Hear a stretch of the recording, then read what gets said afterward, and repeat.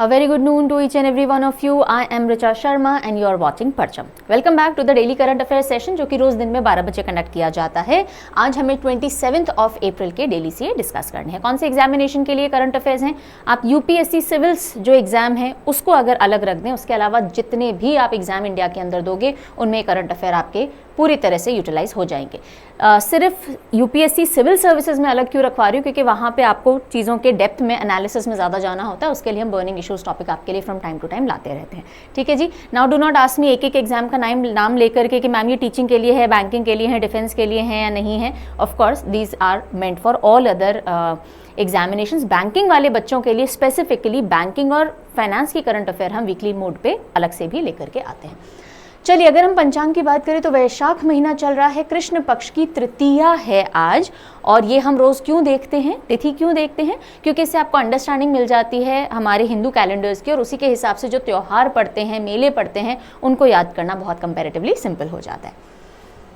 अब आगे बढ़ें उससे पहले कल जो मैंने आपसे क्वेश्चन किया था उसका आंसर डिस्कस कर लेते हैं. मैंने कल आपसे ये भी पूछा था कि बताइएगा क्वेश्चन ऑफ द डे का डिस्कशन हम सेशन की शुरुआत में रखें या लास्ट में रखें. आप में से कई बच्चों ने कहा हम स्टार्टिंग में रखिए.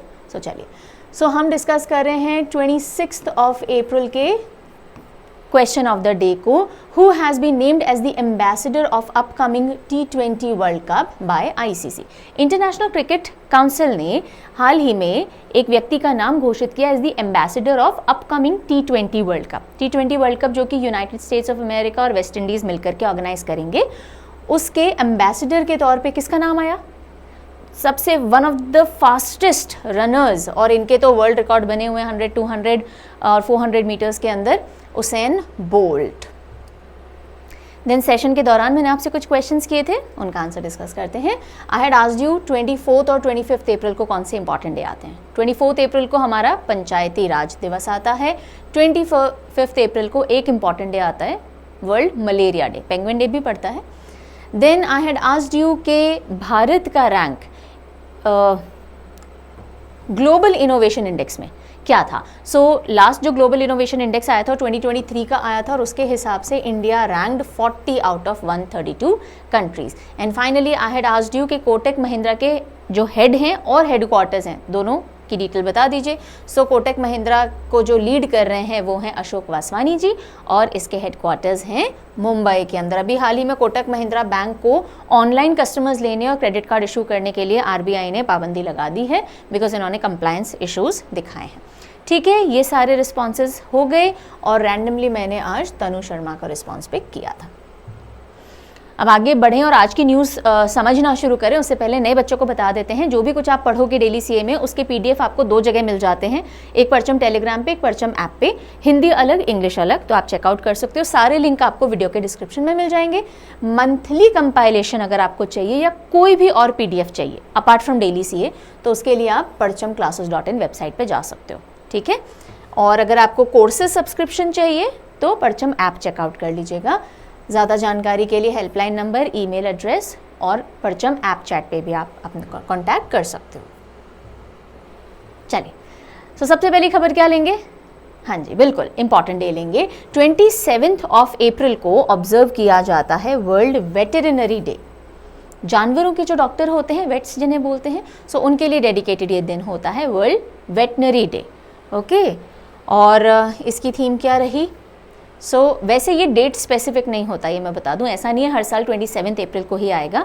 ये लास्ट सैटरडे ऑफ अप्रैल को पड़ता है. और जब कभी भी इस तरह से डेज पड़ते हैं ना, दिन के हिसाब से, महीनों के, वीक्स के हिसाब से, तो वो ज़्यादा इंपॉर्टेंट कैटेगरी में नहीं आते, एक बार देखने जैसे होते हैं. थीम देख लीजिएगा, वेटेरिनेरियंस आर इसेंशियल हेल्थ वर्कर्स. ये भी इसेंशियल हेल्थ वर्कर्स है, बिकॉज हमारी वाइल्ड लाइफ और जो पेट्स होते हैं, एनिमल्स होते हैं, कैटल होती हैं, इन सबकी, वाइल्ड लाइफ तो नहीं बोलेंगे, उनकी हेल्थ के लिए इंपॉर्टेंट होते हैं. ठीक है, वाइल्ड लाइफ के केसेस में भी होता है, जब कभी आप टाइगर को पकड़ लेते हो या कहीं लेपर्ड मिल जाता है बस्तियों में और उनको पकड़ के ले जाते हो, तो वेटेरिनेरियंस ही होते हैं जो उनका देख रेख करते हैं. Got it? चलो, एक बार देखने जैसा डे था, ज़्यादा बैठ करके रटने की ज़रूरत नहीं है. अब हम आते हैं एक सैड डिमाइस के ऊपर. यक्षगान एक्सपोनेंट सुब्रमण्य धारेश्वर, क्या नाम है? सुब्रमण्य धारेश्वर जी, जो कि यक्षगान से रिलेटेड थे, उनका निधन हो चुका है. यक्षगान के अंदर कुछ लोग तो आर्टिस्ट होते हैं जो आगे स्टेज के ऊपर परफॉर्म करते हैं, और कुछ लोग पीछे बैठ के म्यूज़िक और सिंगिंग करते हैं। तो ये one of the very popular singers Yakshagana singing के अंदर ये एसोसिएटेड थे, ठीक है। और इनको भागवत श्रेष्ठ इस फेम से, इस उपाधि से बोल दीजिए या इस टाइटल से भी जाना जाता था, बिकॉज ये अपनी सिंगिंग के लिए काफ़ी जाने जाते थे। कौन सी फील्ड से जुड़े हुए हैं, कौन से folk theatre and dance art form से जुड़े हुए हैं? यक्षगान से। सो अब यक्षगान के बारे में हम समझ लेते हैं थोड़ा सा, ठीक है। हम करंट के साथ साथ स्टैटिक कवर करते चलेंगे ताकि आपको स्टैटिक के लिए कहीं और नहीं जाना पड़े। सो यक्षगान क्या है? ये एक ट्रेडिशनल फोक डांस ड्रामा है। सो ड्रामा है, थिएटर जैसा है, ड्रामा किया जाता है और स्टेज के ऊपर, लेकिन बीच बीच में डांस भी होता है, म्यूजिक होता है, सिंगिंग होती है। सो इसलिए इसको हम डांस ड्रामा बोल रहे हैं, फोक डांस ड्रामा है। कहाँ इसकी शुरुआत हुई? कर्नाटका। देखो ड्रामा है यानी नाटक है, तो नाटक से कर्नाटका याद हो जाएगा। ओके, 16th सेंचुरी में कर्नाटका में इसकी शुरुआत होती है। यक्षगान का मतलब होता है सॉन्ग ऑफ द यक्ष, जिन्हें हम अच्छी स्पिरिट्स, डेमी गॉड्स या अच्छी आत्माएं बोलते हैं, उनको हम यक्ष कहते हैं। और वो जब कुछ गा रही हैं, परफॉर्म कर रही हैं, तो यक्षगान कहा जाता है। लाइक आई टोल्ड यू ना, यक्षगान में 2 मेन पार्ट्स होते हैं। एक जो परफॉर्म करेंगे उनको मुमेला कहा जाता है, फोरग्राउंड एक्टर्स, और जो पीछे रहते हैं म्यूजिक और सिंगिंग करते हैं उनको हिमेला कहा जाता है। और यक्षगान ओपन थिएटर्स में होता है। पहले सिर्फ मेल लोग इसको किया करते थे, अब फीमेल्स भी इसमें पार्टिसिपेट करती हैं। क्लियर हो गया? तो कहाँ से एसोसिएटेड है ये फोक डांस ड्रामा? कर्नाटका से एसोसिएटेड है। अगली खबर लेते हैं। कुछ अपॉइंटमेंट रिन्यू हुए हैं, कुछ नए हुए हैं, उनसे रिलेटेड बैंक्स की तरफ चलते हैं। आरबीआई के एक डेप्यूटी गवर्नर हैं, क्या नाम है? T Ravishankar. So T Ravishankar जी की टर्म खत्म होने वाली थी, लेकिन इनको फर्दर 1 साल का एक्सटेंशन मिल चुका है। कितने डेप्यूटी गवर्नर्स हैं आरबीआई में? 4। एक गवर्नर, 4 डेप्यूटी गवर्नर, उनमें से टी रविशंकर जी का टेन्योर 1 साल के लिए आगे बढ़ा दिया गया है। So RBI deputy governor T Ravishankar gets 1 year tenure extension. कब से? फ्रॉम 3 मई ऑनवर्ड्स, 1 ईयर तक के लिए। और ये ओरिजिनली जब डेप्यूटी गवर्नर बने थे तो मई 2021 में बने थे फॉर 3 ईयर्स।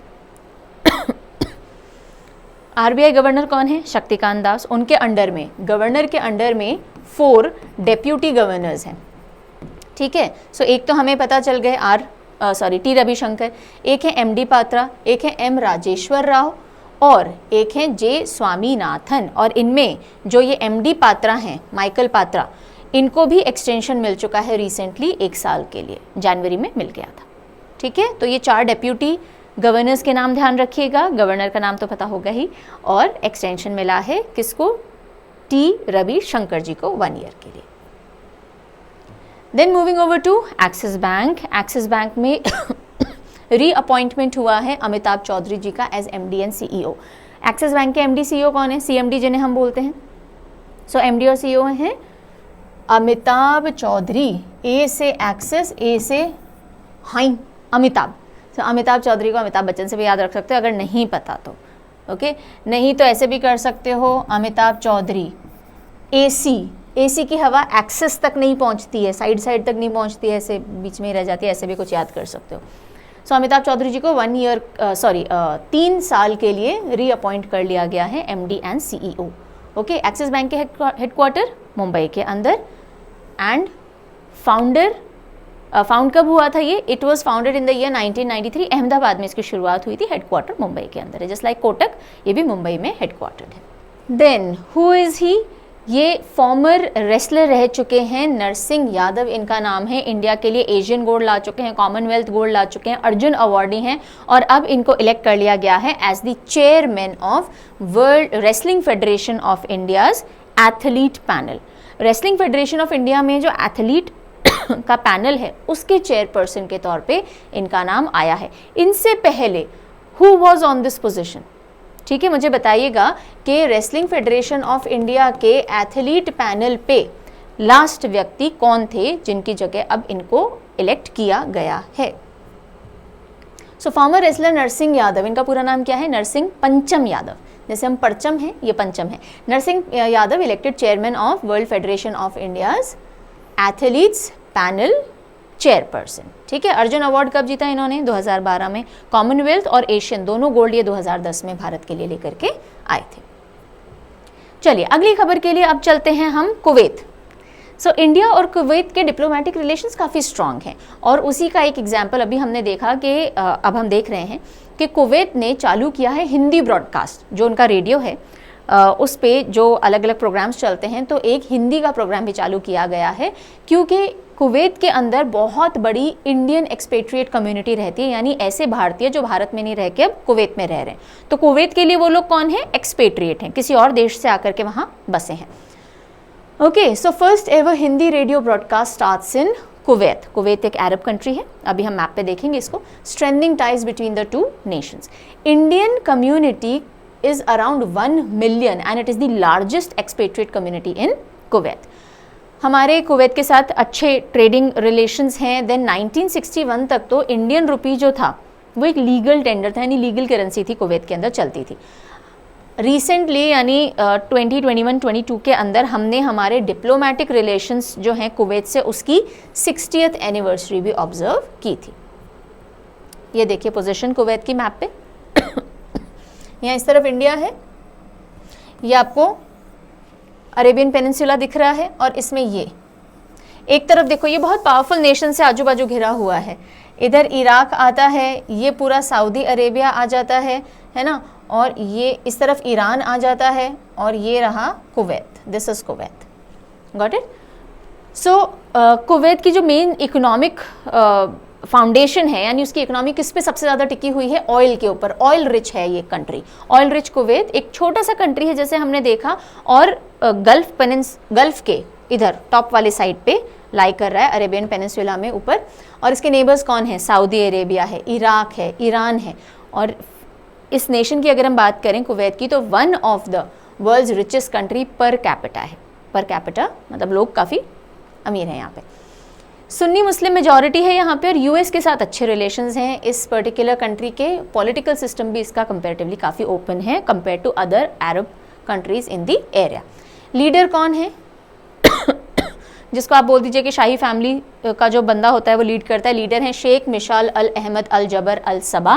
और रिसेंटली थोड़े दिनों पहले ही हमने न्यूज़ पढ़ी थी कि कुवैत को नए प्राइम मिनिस्टर मिल चुके हैं, शेख अहमद अब्दुल्ला अल अहमद अल सबा। सो ये नए प्राइम मिनिस्टर हैं कुवैत के, गॉट इट। चलें आगे। अगली न्यूज़ आ रही है यूएई से, यूएई दुबई से। Okay, so Dubai world trade centre में GETEX 2024 ऑर्गेनाइज किया गया ना। What is this GETEX? GETEX is global education and training exhibition. Global education and training exhibition जैसे हम लोग के यहाँ पे होता है ना, एजुकेशन फेयर लगते हैं और जॉब फेयर्स लगते हैं, इसी तरह से एक एजुकेशन फेयर समझ लीजिए जो इंटरनेशनली लगाया गया। बहुत सारे देशों के बहुत सारी यूनिवर्सिटीज़ और एजुकेशनल इंस्टीट्यूशंस ने पार्टिसिपेट किया, मिनिस्ट्रीज़ ने पार्टिसिपेट किया, ताकि इंटरनेशनल बच्चों को हमारे यहाँ के एजुकेशन सिस्टम के बारे में बताया जा सके, एनरोलमेंट्स लिए जा सकें। This is how it happens, right. तो ये इंटरनेशनल लेवल का जॉब फेयर था, education fair. So India showcases diverse educational offering at GETEX 2024. Question कैसे आएगा? GETEX 2024 कहाँ ऑर्गेनाइज किया गया? सो दुबई के अंदर ऑर्गेनाइज किया गया। हायर एजुकेशन, जो इंटरनेशनल हायर एजुकेशन है, यानी कॉलेजेस हैं, मास्टर्स है, PhDs हैं, उनके लिए इसको ऑर्गेनाइज किया सर्विसेज एक्सपोर्ट प्रमोशन काउंसिल ने, Ministry of Commerce and Industry and Consulate General of India ने मिलकर के दुबई में। ठीक है, so India was also main party to it. Next venue ध्यान रखने के लिए अच्छी न्यूज़ है। वर्ल्ड एनर्जी काउंसिल की जो मीटिंग है 26th वर्ल्ड एनर्जी काउंसिल की मीटिंग है, वो कहाँ ऑर्गेनाइज की गई? सो आंसर होगा रॉटरडैम, नेदरलैंड्स के अंदर। देखिएगा news, world Energy Congress 2024 hold की गई। एनर्जी से रिलेटेड बातचीत होगी, बहुत सारे देशों ने पार्टिसिपेट किया। कौन सा एडिशन था ये? 26th एडिशन था वर्ल्ड एनर्जी कांग्रेस का। कहाँ हुई ये मीटिंग? ये मीटिंग हुई है रॉटरडैम, नेदरलैंड्स के अंदर। थीम क्या रही? Redesigning energy for people and planet. So जो भी एनर्जी के ग्रीनर वर्जन्स हैं, कैसे लाए जा सकते हैं, कब तक लाए जा सकते हैं, उन सब पे बात की। जो जो देश आए थे उन्होंने अपना अपना पॉइंट भी रखा, बिकॉज पैनल डिस्कशन हुआ। सो ये जो वर्ल्ड एनर्जी कांग्रेस है, ये वर्ल्ड की लॉन्गेस्ट एस्टैब्लिश्ड एनर्जी इवेंट है, यानी बहुत समय से ये हो रहा है, फॉर अ सेंचुरी। और ये एनर्जी के से रिलेटेड बातचीत करते हैं। इंडिया की तरफ से Indian renewable energy development agency के CMD कौन है? प्रदीप कुमार दास। इन्होंने पैनल डिस्कशन में पार्टिसिपेट किया और इन्होंने एक पॉइंट सामने रखा कि भाई हमें ज़्यादा से ज़्यादा इनोवेटिव फाइनेंशियल सॉल्यूशंस पे काम करने की ज़रूरत है ताकि रीन्यूएबल एनर्जी की तरफ लोग जल्दी बढ़ सकें। आप फिनेंसिंग दोगे क्योंकि रीन्यूएबल एनर्जी लॉन्ग टर्म में तो सस्ती पड़ती है, लेकिन इंस्टॉलेशन जब आप कराओगे तो उसमें खर्चा आता है, इसलिए नीड है कि हम इनोवेटिव फाइनेंसिंग सॉल्यूशंस के ऊपर काम करें। ठीक है, और ये भी उन्होंने कहा कि इंडिया के बहुत एम्बिशियस गोल्स हैं, हम ऑलरेडी ग्रीन एनर्जी पे बहुत काम कर रहे हैं। हमारे गोल क्या है? हम 500 gigawatt non fossil fuel energy achieve करना चाह रहे हैं 2030 तक, और 27 तक हम कार्बन फुटप्रिंट जीरो करना चाह रहे हैं। तो ऑलरेडी हम इस एरिया में काम कर रहे हैं। इट्स जस्ट दैट अगर इनोवेटिव फाइनेंसिंग सॉल्यूशंस मिल जाएंगे तो चीज़ें और बेहतर हो सकती हैं। Got it? So World Energy Congress 26th edition meeting कहाँ हुई? रॉटरडैम, नेदरलैंड्स हुई। ओके, चलिए अब हम नेक्स्ट न्यूज़ सेक्शन जो ले रहे हैं वो स्पोर्ट्स की तरफ थोड़ा रुख करते हैं। और दुनिया में पहली बार फर्स्ट यूथ GCC गेम्स चल रहे हैं। क्या है ये यूथ GCC गेम्स? इनको समझते हैं। सो ओपनिंग सेरेमनी हो गई है और अब तो इवेंट्स भी हो गए हैं कुछ। फर्स्ट GCC यानी कि gulf cooperation council, gulf countries जो हैं, राइट, उनके बीच में यूथ गेम्स ऑर्गेनाइज किए जा रहे हैं। कहाँ? दुबई में। कहाँ पे? दुबई के अंदर किए जा रहे हैं। सो GCC यूथ UAE 2024, और उसमें भी दुबई के अंदर ओपनिंग सेरेमनी कंडक्ट की गई है। बाकी जो है वो UAE में कंडक्ट होंगे। Dubai is a city in UAE country. ठीक है, इसमें कंफ्यूज मत होइएगा।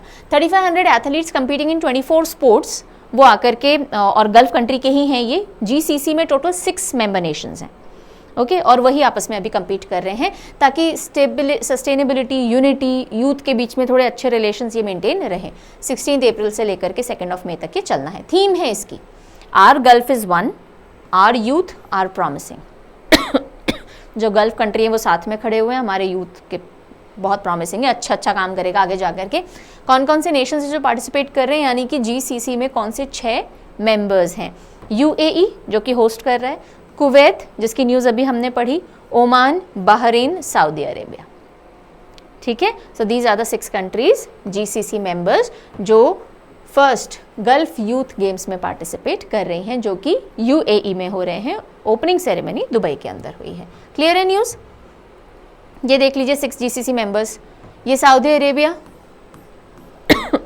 कुवैत जो हमने पढ़ा, ये छोटा सा बहरीन है, फिर कतर, ये UAE आ जाता है, और ये ओमान आ जाता है। मैप से याद रखेंगे, इजी हो जाएगा। IPL की तरफ रुख करते हैं। IPL है जिसके रिकॉर्ड बनने खत्म नहीं हो रहे हैं, एक और रिकॉर्ड पे आ जाते हैं। और इस बार ये जो रिकॉर्ड है सिर्फ IPL लेवल का नहीं है, T20 की हिस्ट्री में अभी तक का वर्ल्ड रिकॉर्ड एक बना है, and that is highest successful IPL and T20 run ceases. Run chase मैंने आपको कल भी समझाया था कि एक टीम है जो फर्स्ट इनिंग के अंदर रन बना लेती है, दूसरी टीम जो आती है खेलने वो उस रन को चेज कर रही होती है। सो चेजिंग के दौरान हाईएस्ट सक्सेसफुल रन चेज, यानी सबसे ज़्यादा, एक तो सक्सेसफुल रहे यानी चेज कर लिया, और सबसे ज़्यादा रन चेज कर लिए हैं, वो कौन सी टीम बन गई है? पंजाब किंग्स। और कौन सी टीम के अगेंस्ट इन्होंने ये किया है? That is Kolkata night Riders, KKR। So Punjab Kings has set world record in chasing 262 runs versus Kolkata Knight Riders in IPL. Got it? So Punjab Kings ने वर्ल्ड रिकॉर्ड एक तो तोड़ दिया है भाई, और हाईएस्ट सक्सेसफुल चेज ना सिर्फ IPL का पर T20 हिस्ट्री का है, 262 रन्स कोलकाता नाइट राइडर्स। बस इतनी सी न्यूज़ है, और कुछ नहीं करना है, पर ये याद रखना है आपको। एक और रिकॉर्ड बना, पर ये IPL लेवल का ही है, T20 तक का नहीं है। देखिए T20 फॉर्मेट होता है जिसमें 20 ओवर्स के मैचेस होते हैं। इसी फॉर्मेट का एक टूर्नामेंट मान लीजिए, या एक जो पूरा इवेंट होता है उसको हम IPL कहते हैं, जो कि डोमेस्टिक लेवल पे है ना। Domestic in the sense India में ही खेला जाता है, अलग अलग जगह से टीम्स आती हैं, लेकिन फ्रेंचाइज सारी इंडियन है, इंडियन फ्रेंचाइज हैं, राइट। सो IPL की जब हम बात कर रहे हैं तो हम इंडिया लेवल की ही बात कर रहे हैं। एक तरह से दूसरी टीम्स के खिलाड़ी आकर के हमारी फ्रेंचाइज में पार्टिसिपेट करते हैं, राइट। लेकिन T20 इंटरनेशनल लेवल के होते हैं, तो दोनों में फ़र्क है। T20 का स्कोप बड़ा है।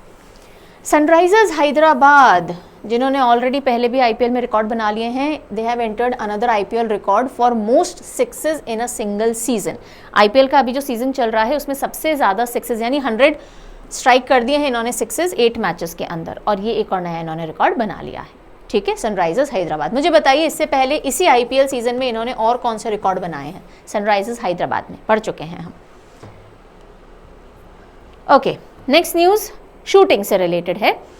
Arjun Babuta breaches air rifle world record in Olympic selection trials. अभी देखिए ओलंपिक के लिए सिलेक्शंस चल रहे हैं, अलग अलग इवेंट्स के लिए, कैटेगरीज के लिए चल रहे हैं। सो राइफल के अंदर ओलंपिक के सिलेक्शन ट्रायल्स चल रहे थे, उसमें अपना पार्टिसिपेशन करते टाइम जो अर्जुन बाबूता हैं उन्होंने एयर राइफल का वर्ल्ड रिकॉर्ड भी तोड़ दिया। ये वर्ल्ड रिकॉर्ड भी इंडियन के नाम ही था, पर अब इन्होंने उनको भी पीछे छोड़ दिया है। So Arjun Babuta breaches air rifle world record in Olympic selection trials men's 10 metre air rifle में। कौन सी कैटेगरी है? 10 मीटर एयर राइफल में इन्होंने 254 की टैली हासिल की, जो कि 0.3 पिछले रिकॉर्ड से ऊपर है, और पिछला रिकॉर्ड दिव्यांश सिंह पंवार ने बनाया था कायरो वर्ल्ड कप के टाइम पे। ठीक है,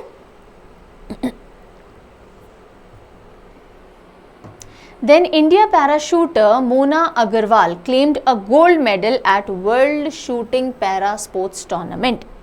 इंडियन पैराशूटर हैं, पैराशूटर यानी कि पैरा कैटेगरी की हैं, शूटर हैं। इन्होंने, उनका नाम क्या है? Mona Agarwal. She has claimed a gold medal World Shooting Para Sports Tournament में, जो कि कहाँ हुआ? कोरिया के अंदर हुआ, कोरिया में हुआ। इन्होंने गोल्ड लिया है 10 मीटर एयर राइफल में। ठीक, एंड इन्हीं के साथ साथ एक सिल्वर मेडल भी आया है आमिर अहमद भट्ट जी का, जो कि आर्मी से रिप्रेजेंट करते हैं। ये इतना याद रखने की ज़रूरत नहीं है, मोना अग्रवाल का नाम याद रखिएगा, पैराशूटर हैं, गोल्ड लेकर के आई है world Shooting Para Sports Tournament में टोक्यो से। ओके, स्पोर्ट्स खत्म हो जाते हैं। अब 2-3 ऐसी न्यूज़ है जिसमें थोड़ा सा हम चीज़ें डिस्कस कर लेते हैं इंटरनेशनल डोमेन की। तो सबसे पहले आ रहा है KAIST के रिसर्चर्स से जुड़ी हुई एक खबर। KAIST क्या है? साउथ कोरिया की Korea advance institute of science and technology है। यहाँ के रिसर्चर्स ने डेवलप किया है high power fast charging sodium ion battery. जब भी हम आयन बैटरीज की बात करते हैं, लिथियम आयन बैटरीज की बात करते हैं, राइट। लेकिन अभी जो KAIST है, यहाँ के रिसर्चर्स ने सोडियम आयन बैटरी को डेवलप कर लिया है, और ये हाई पावर है, फास्ट चार्जिंग बैटरीज हैं। और मज़े की बात क्या है कि जो सोडियम में बहुत रेडिली अवेलेबल होता है। ओके, ऐसा नहीं है कि रेयर एलिमेंट हो, अवेलेबल है आसानी से। इनसे बैटरीज बनाना सस्ता भी पड़ेगा, इजीली भी बन जाएंगी। तो ये एक पोटेंशियल रेवोल्यूशन ला सकता है एनर्जी सेविंग के जो ऑप्शंस हैं हमारे पास उनके क्षेत्र में। अब पोटेंशियल ब्रेक थ्रू हो सकता है अगर हम इसको स्केल कर सकें, यानी मास लेवल पे कर सकें। तो साउथ कोरियन रिसर्चर्स हैं कि KAIST के, उन्होंने high powered hybrid sodium ion battery बना ली है, जिनको आप सेकंड्स में चार्ज कर सकते हो। सोडियम नियरली 1000 टाइम्स ज़्यादा अबंडेंट है लिथियम से। लिथियम बैटरी थोड़ी महंगी पड़ती है, लेकिन अब सोडियम रेडिली अवेलेबल है तो सस्ता ऑप्शन है।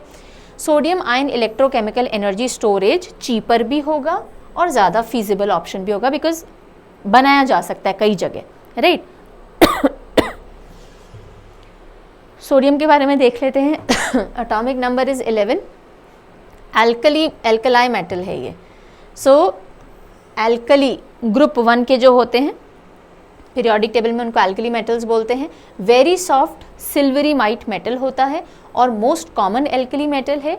और अगर आप वर्ल्ड वाइड देखोगे तो 6th मोस्ट अबंडेंट एलिमेंट है धरती पे सोडियम। और जब क्लोरीन के साथ में कंबाइन करके NaCl बनाता है, यानी सॉल्ट बना लेता है, तो सी वाटर का मेजर कॉन्स्टिट्यूएंट हो जाता है। सो रेडिली अवेलेबल है। अगर इससे बैटरीज बना पाएंगे तो ऑब्वियसली बेटर ऑप्शन है। नेक्स्ट न्यूज़ के लिए चलते हैं हम कजाकिस्तान। कजाकिस्तान जहाँ पे एक मीटिंग SCO डिफेंस मिनिस्टर्स की हुई। शंघाई कॉरपोरेशन ऑर्गेनाइजेशन के डिफेंस मिनिस्टर्स हैं, उनकी मीटिंग हुई। कहाँ पे हुई? कजाकिस्तान, अस्ताना के अंदर हुई। और वहाँ पे उन्होंने एंडोर्स किया one earth one family one future. वसुदेव कुटुंबकम भारत का जो एक प्रिंसिपल है, उसी को आगे बढ़ाते हुए one earth one family one future से रिलेटेड एक प्रोटोकॉल साइन किया गया शंघाई कॉरपोरेशन ऑर्गेनाइजेशन के डिफेंस मिनिस्टर्स की मीटिंग में। कहाँ? अस्ताना, कजाकिस्तान में। बस इतनी बात आपको ध्यान रखनी है और कुछ नहीं। आ जाओ आगे। अब SCO के बारे में देख लेते हैं। भाई कितने मेंबर कंट्रीज हैं SCO में? 9। कौन कौन से हैं? इंडिया, पाकिस्तान, चाइना, रशिया, ये 4 हो गए। फिर ताजिकिस्तान, किर्गिस्तान, कजाकिस्तान, उज़्बेकिस्तान और ईरान, ये 9 मेंबर कंट्रीज़ हैं। और बेलारूस, ये भी मैं बता देती हूँ, बेलारूस ने अपना प्रपोजल दिया था to be a member of SCO और एससीओ ने इसको वेलकम किया है। अभी तक बेलारूस मेंबर बना नहीं है, लेकिन इस मीटिंग में भी एससीओ ने कहा है that we will be happy to have Belarus in the SCO. SCO भी अपना दायरा बढ़ाने की कोशिश कर रहा है, बिकॉज जितने मेंबर्स होंगे उतनी पावरफुल ये रीजनल ऑर्गेनाइजेशन होगी, लेकिन अभी बेलारूस मेंबर नहीं बना है, याद रखिएगा। SCO intergovernmental political economic social organisation, security alliance है, not social, sorry, security alliance है, इस रीजन में एक दूसरे को कोऑपरेट करने के लिए। अब देखिए इंडिया की पोजीशनिंग आपने देखी, इंडिया और चाइना की बनती नहीं है, लेकिन इंडिया एससीओ का मेंबर भी है, ठीक है। आप इंडिया को कई सारे ग्रुप्स का हिस्सा देखेंगे, ऐसे देशों के ग्रुप जिनकी आपस में नहीं बनती हो, क्योंकि हमारे diplomatic relations when it comes to the global level, एक दो देश छोड़ दीजिए जिनके साथ हमारी थोड़ी टसल ज़्यादा रहती है, अदरवाइज हमारे डिप्लोमेटिक रिलेशंस काफ़ी कॉर्डियल है मेजॉरिटी ऑफ द कंट्रीज़ के साथ में, और इसीलिए इंडिया को आप काफ़ी सारे इंपॉर्टेंट ग्रुप्स का हिस्सा पाओगे, राइट। और हमारे जो एक्सटर्नल अफेयर्स मिनिस्टर्स हैं उनके अगर आप कभी इंटरव्यूज सुनते हो या वो जब कभी डिस्कशन में पैनल में बैठते हैं वो सुनते होगे, तो आपको काफ़ी फेयर इनफ आइडिया मिलता होगा कौन से देश के साथ हमारे कैसे रिलेशन है और क्यों हैं, और क्यों रशिया और यूक्रेन के लिए हमने कोई एक स्टैंड नहीं लिया, क्यों हम जब कभी भी ऐसे आते हैं मुद्दे जैसे ईरान और इजराइल का मुद्दा आ गया, क्यों हम एक स्टैंड नहीं लेते एक देश की तरफ, क्योंकि हमारी पॉलिसी ये है कि क्यों हमारे दो फ्रेंड्स को हम आपस में भिड़ाएं, वो आपस में लड़ रहे हैं तो हमारा फर्ज क्या होना चाहिए, इन दोनों के बीच में शांति वार्ता करवा सकें, न कि ये कि हमने एक का साइड ले लिया ताकि और झगड़े बढ़ सकें। तो इंडिया के डिप्लोमेटिक स्टैंडिंग, इंटरनेशनल रिलेशंस, काफ़ी कुछ आप समझ सकते हो बाय अंडरस्टैंडिंग कि वो कौन कौन से ग्रुप्स का हिस्सा है। ओके, चलिए बैक टू इट।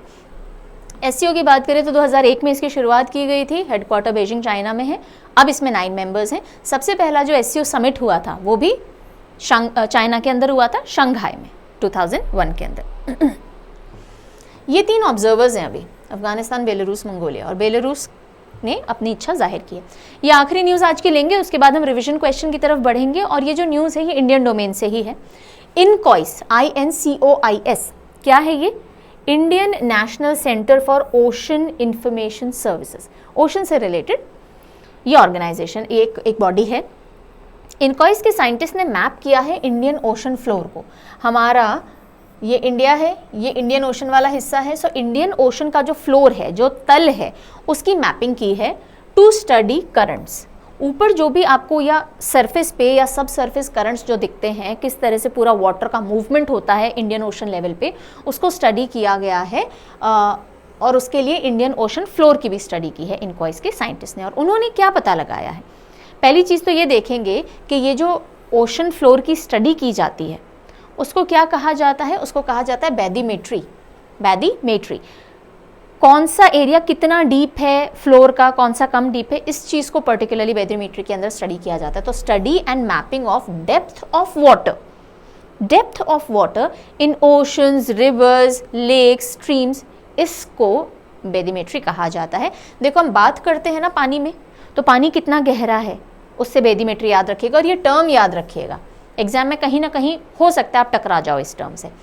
बैदीमेट्रिक मैप्स बनाए जाते हैं, ठीक है, कहाँ कितनी डेप्थ है, कहाँ कितनी कम डेप्थ है, ज़्यादा डेप्थ है, और जो लाइंस होती है ना वो कनेक्ट करती हैं पॉइंट्स ऑफ इक्वल डेप्थ को। ये चीज़ ध्यान रखिएगा, हायर अच्छे लेवल का क्वेश्चन अगर एग्जामिनर बनाएगा पूछ सकता है कि बैदीमेट्री में जो लाइंस होती हैं बैदीमेट्रिक मैप्स के ऊपर, वो कौन से पॉइंट्स को कनेक्ट करती हैं? इक्वल डेप्थ वाले पॉइंट्स को कनेक्ट करती हैं।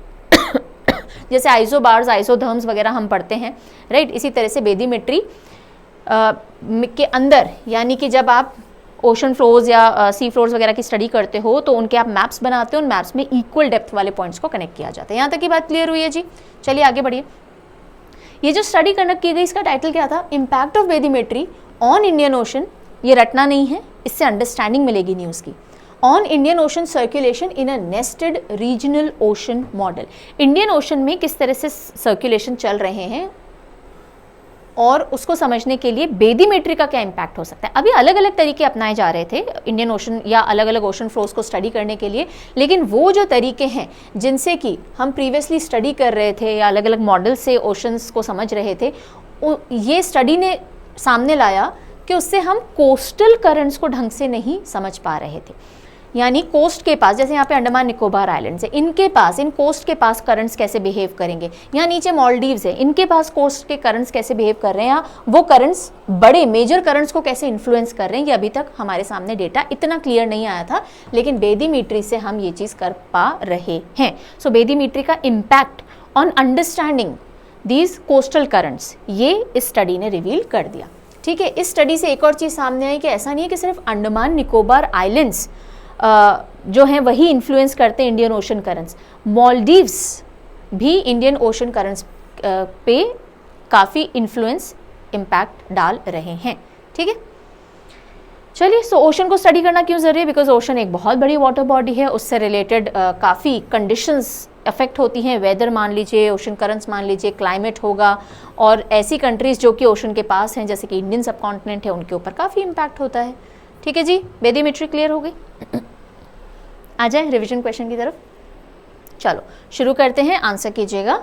और कल लाइव चैट नहीं हो पाई थी बिकॉज कल हमने प्रीमियर किया session, but for some reason वो स्टक हो गया था 1.5 मिनट के आगे समथिंग, तो इसलिए फिर हमने हटा के पब्लिक ही कर दिया था, इसलिए कल लाइव चैट नहीं थी। आज आपको लाइव चैट मिल जाएगी होपफुली, जब ये प्रीमियर होगा तभी मुझे पता चलेगा। चलिए रिविजन क्वेश्चन में सबसे पहला क्वेश्चन ले रहे हैं, आंसर कीजिएगा। Subramanya Dhareshwar, who recently passed away, was a renowned figure in which traditional art form? Subramanya Dhareshwar जी, जिनका हाल ही में निधन हो गया, किस पारंपरिक कला से जुड़े हुए थे? अच्छा, यही मैं बता दूं, कल संडे है, राइट? संडे को 12 नून आपका वीकली रिविजन सेशन आएगा, पायल मैम लेंगे। कल 4 बजे जो हम इलेक्शन स्पेशल सीरीज़ लेकर के आ रखा है आपके लिए, उसमें 3-4 सेशंस आएंगे, तो कल 4 बजे संदीप सर का एक और सेशन आएगा, इलेक्शन से रिलेटेड कोई और कॉन्सेप्ट वो क्लियर करेंगे जो अभी एग्जाम्स के लिए काफ़ी इंपॉर्टेंट है। और 7 PM आपकी बैंकिंग वाला जो वीकली करंट अफेयर सेशन होता है वो आफरीन मैम लेंगी। तो संडे का आपका ये स्केड्यूल रहेगा, कल डेली सीए नहीं आएगा। राइट आंसर हो जाएगा Yakshagana. Okay, next. Who was elected as chairman of Wrestling Federation India's Athletes Commission? Athletes panel जो है रेसलिंग फेडरेशन ऑफ इंडिया का, उसके चेयरपर्सन के तौर पे किसको इलेक्ट किया गया है? नरसिंह पंचम Yadav. Which IPL team has entered the record books for hitting the most sixes in a single season? एक IPL सीजन के अंदर सबसे ज़्यादा सिक्सेस लगा करके रिकॉर्ड कौन सी टीम ने हाल ही में कायम किया है? कौन सी टीम है जी? सनराइजर्स हैदराबाद है। And this is your question of the day, जिसका आंसर आप सभी कमेंट सेक्शन में दीजिएगा। Where was the 26th edition of World Energy Congress held? World Energy Congress का 26th एडिशन हुआ, कहाँ पर इस पूरे कांग्रेस की मीटिंग रखी गई? ये हो गया आज का सेशन खत्म। प्रीवियस डेज के जो भी क्वेश्चन हैं, अब उनका रिवीजन जो आपको लेना है तो वीकली सेशन कल होगा, उसमें लीजिएगा। उसमें आपकी थ्योरीज भी फटाफट रिवाइज करवा दी जाएंगी और अराउंड 30 क्वेश्चंस का पूरा एक पावर पैक्ड रिवीजन भी डाला जाता है। So do not miss that session. जाते जाते एक थॉट आप सभी के लिए, पढ़िए जरा। The right doors won't open for you, सही दरवाजे नहीं खुलेंगे आपके लिए अनटिल, जब तक you are the version of you, आप अपने ऐसे वर्जन बन जाएंगे that suppose to walk through them, जो उन दरवाजों से जाने लायक होगा। अपॉर्चुनिटीज़ की कमी नहीं है, ये मैं हमेशा बोलती हूँ, लेकिन सही अपॉर्चुनिटी आपको तभी मिलेगी, सही दरवाजे आपके लिए तभी खुलेंगे, आपके लिए अपॉर्चुनिटीज़ तभी दिखेंगी जब आप उन अपॉर्चुनिटीज़ के लायक बन चुके होंगे। Isn't it a fact? अगर हम एक सिंपल सा स्टेटमेंट दे दें जॉब्स की बहुत कमी है, नहीं है जॉब्स की कमी, जॉब्स तो बहुत है, आप अपने लायक जॉब ढूंढते हो सकता है उसकी कमी हो, आप अपने को थोड़ा और लायक बना लीजिए, बहुत जॉब्स हैं। जैसे जैसे आप अपने स्किल सेट में एक लेवल ऊपर जाएंगे, वैसे वैसे एक ऊपर लेवल की अपॉर्चुनिटीज़ के दरवाजे भी खुलेंगे आपके लिए। एक सीढ़ी की तरह इमेजिन कीजिए, ये सीढ़ियाँ हैं, आप यहाँ पर हैं तो इसी लेवल की अपॉर्चुनिटीज़ आपके लिए खुली हुई हैं। जैसे ही आप अपना लेवल बढ़ा लेते हैं, आप कुछ नया अक्वायर कर लेते हैं, नए स्किल सेट, नया कुछ सीख लेते हैं, नॉलेज, उसी लेवल पे सेकंड सेट ऑफ अपॉर्चुनिटीज़ आपके लिए खुल जाती हैं। खुद को जैसे जैसे लायक बनाते जाएंगे, नई नई अपॉर्चुनिटीज़ के दरवाजे आपके लिए खुलते जाएंगे। सो क्रक्स क्या है? ओनर्स किसके ऊपर है? रिस्पॉन्सिबिलिटी किसके ऊपर है? हमारे ऊपर है। Prepare yourself for new opportunities because there is no dearth of opportunities in this world. ठीक है, on this note I take your leave. अब हम मिलेंगे मंडे को दिन में 12 बजे with another daily current affair session. तब तक take very good care of yourself. Bye bye.